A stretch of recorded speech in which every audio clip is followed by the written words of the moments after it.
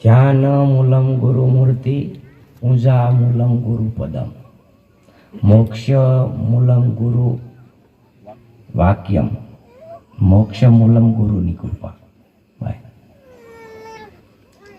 હવે જે સદગુરુ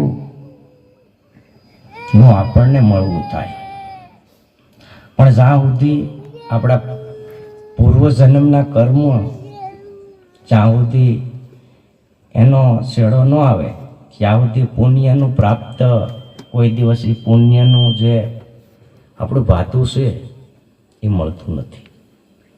તો સદગુરુ છે એ અનાયા આપણને મળે છે, કારણ કે સદગુરુ છે એના છે એને ગમે અહીંયાથી ગોતી લે છે ભાઈ. અને સદગુરુ છે એ આ સંસારમાંથી તારણહાર છે ભાઈ. સદગુરુ કોઈના કોઈ દિવસ કોઈની મોક્ષ કે મુક્તિ નથી. મુક્તિ અને મોક્ષ જો માણસ ઈચ્છતો હોય તો માણસ બની અને સદગુરુ પરમાત્માનું ભજન કરે અને સત્યના રાહ માથે હાલે, તો ધર્મને ધારણ કરે અને સત્યને સિર પર લે અને સત્યનો વિજય કરે ભાઈ. એ સત્ય મોક્ષ અને મુક્તિ અપાવનાર છે. સત્ય સદગુરુ મહારાજ છે ભાઈ.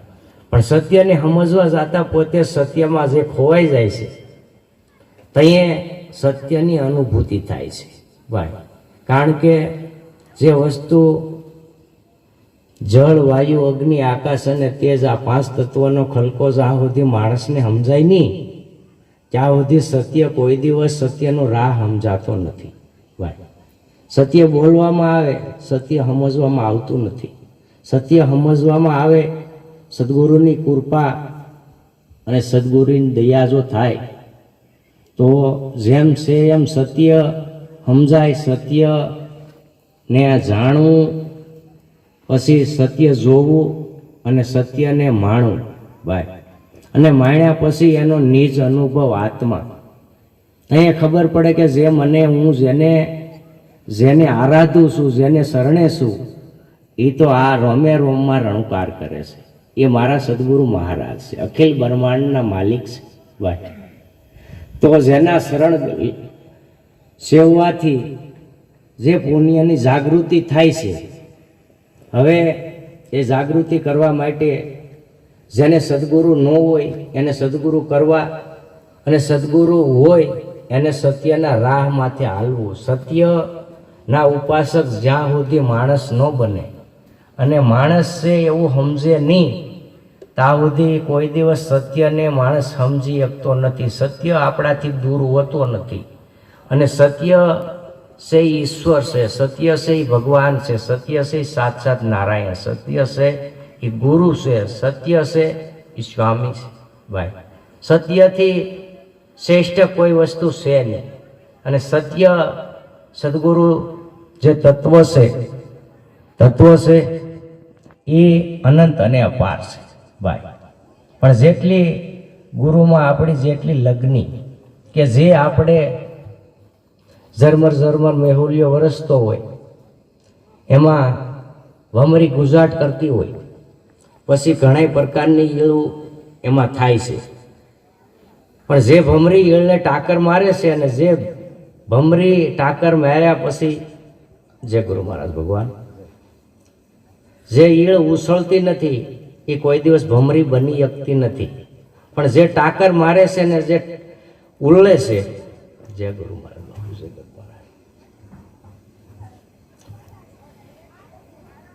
એ ઈળ નક્કી ભમરી બને છે અને એને ભમરી લઈ જાય છે. લઈ જાય પછી એનું ઘરમાં એને પૂરી દે છે ભાઈ.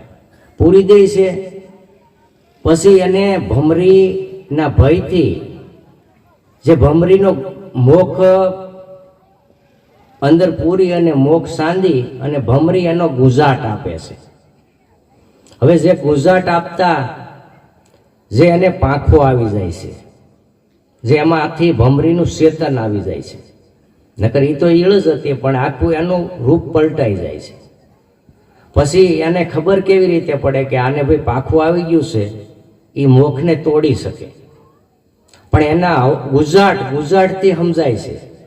એમાં એક ઈળ હોય તો ઈળમાંથી જો એક ભમરી બનતી હોય તો નર બીજક નારાયણ સ્વરૂપ છે ભાઈ. એમ નરમાંથી નારાયણ બનતા સહેજ પણ વાર લાગે એવું નથી. પોતે સમજે, પોતે માણે અને પોતે જીવનમાં યુક્તિ આપે એવી અમૂલક જે સદગુરુ આપણને શાનની અંદર એવું સ્મરણ આપે છે કે રોમે રોમમાં એ ગાજી રહ્યું છે ભાઈ. એમાં ભક્તિ કે કરે પર પાતાળ મેં પ્રગટ હોય આકાશ, પણ દાબી દૂબી નો રહી આશે કસ્તુરી જેવી વાસ ભાઈ.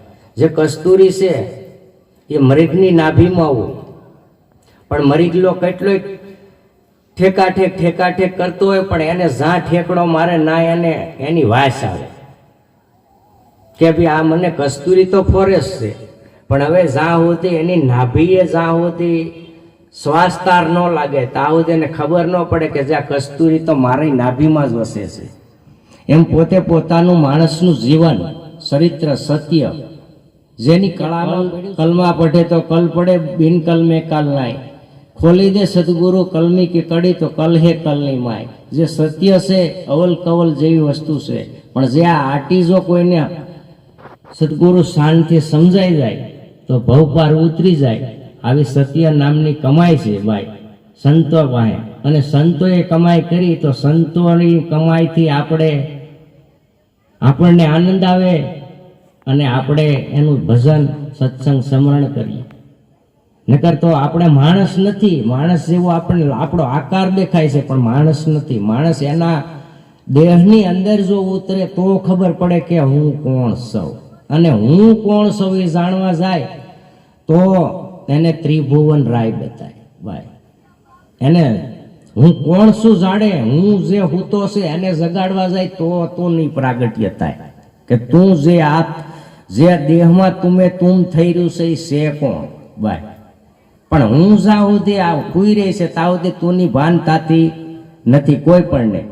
પણ માણસને માણસ બની કે મારું કર્તવ્ય હું કે ભાઈ મારા સદગુરુના સાનિધ્યની અંદર કે મારું એક જ જીવન ચરિત્ર છે કે મારું સત્કર્મ અને હું પોતે શુદ્ધ ચેતન આત્મા છે આવું જો નક્કી કરે નાથી એનું ભક્તિ માર્ગ શરૂ થાય ભાઈ. પછી જેમ જેમ સત્ય સમજવા જાય એમ સત્ય સમજાતું જાય એમ કુસંગ નીકળતું જાય. પણ સત્ય સમજવા જાય તો ને, પણ આપણે આ તો એક આ દેહ છે.